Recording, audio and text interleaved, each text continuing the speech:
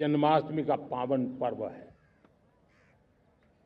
भगवान श्री कृष्ण का जन्मोत्सव देश में मनाया जाता है। साथियों, जब मुझे भगवान श्री कृष्ण याद आते हैं तो हम देख रहे हैं कि पूरे विश्व में आज युद्ध के तौर तरीके बदल रहे हैं। हमने देखा है कि भारत युद्ध के हर नए तौर तरीकों को निपटने में समृद्ध है। हमने ऑपरेशन सिंदूर में दिखा दिया है। टेक्नोलॉजी में जो भी महारत थी, पाकिस्तान ने हमारे सैन्य ठिकानों पर, हमारे एयरबेस पर, हमारे संवेदनशील स्थानों पर, हमारे आस्था के केंद्रों पर, हमारे नागरिकों पर मिसाइल्स, ड्रोन अनगिनत मात्रा में उन्होंने वार किया। देश ने देखा है, लेकिन देश को सुरक्षित रखने के जो प्रयास पिछले 10 साल में हुए हैं, उस ताकत का परिणाम था कि उनके हर हमले को हमारे जाबाजों ने और हमारी टेक्नोलॉजी ने तिनके की तरह बिखेर दी।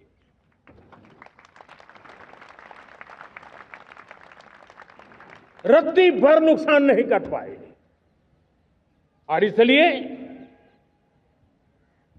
जब युद्ध के मैदान में टेक्नोलॉजी का विस्तार हो रहा है, टेक्नोलॉजी हावी हो रही है, तब राष्ट्र की रक्षा के लिए, देश के नागरिकों की सुरक्षा के लिए हमें भी, हमने जो आज महारत पाई है, वो महारत का और विस्तार करने की जरूरत है। हमने आज जो महारत पाई है, उसको लगातार अपग्रेड करते रहने की आवश्यकता है। और इसलिए साथियों, मैंने एक संकल्प लिया है।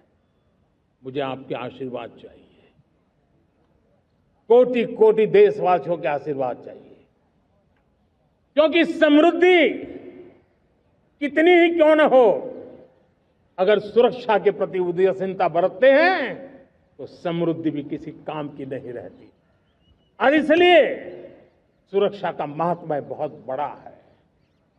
और इसलिए मैं आज लाल किले की प्राचीर से कह रहा हूं, आने वाले 10 साल में 2035 तक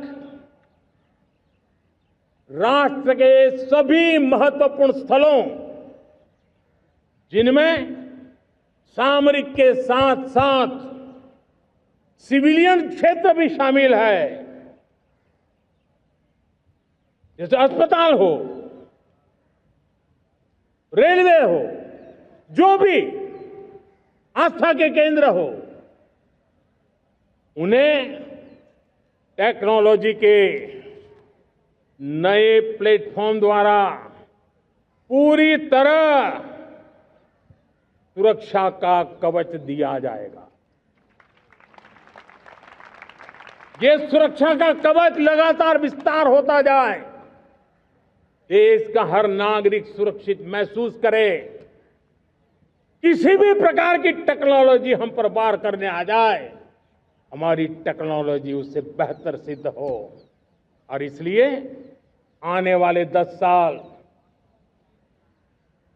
2035 तक मैं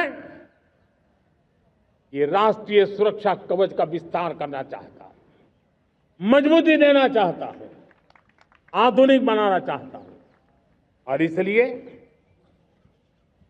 भगवान श्री कृष्ण से प्रेरणा पाकर के हमने श्री कृष्ण का जो सुदर्शन चक्र था, उस सुदर्शन चक्र की राह को चुना है।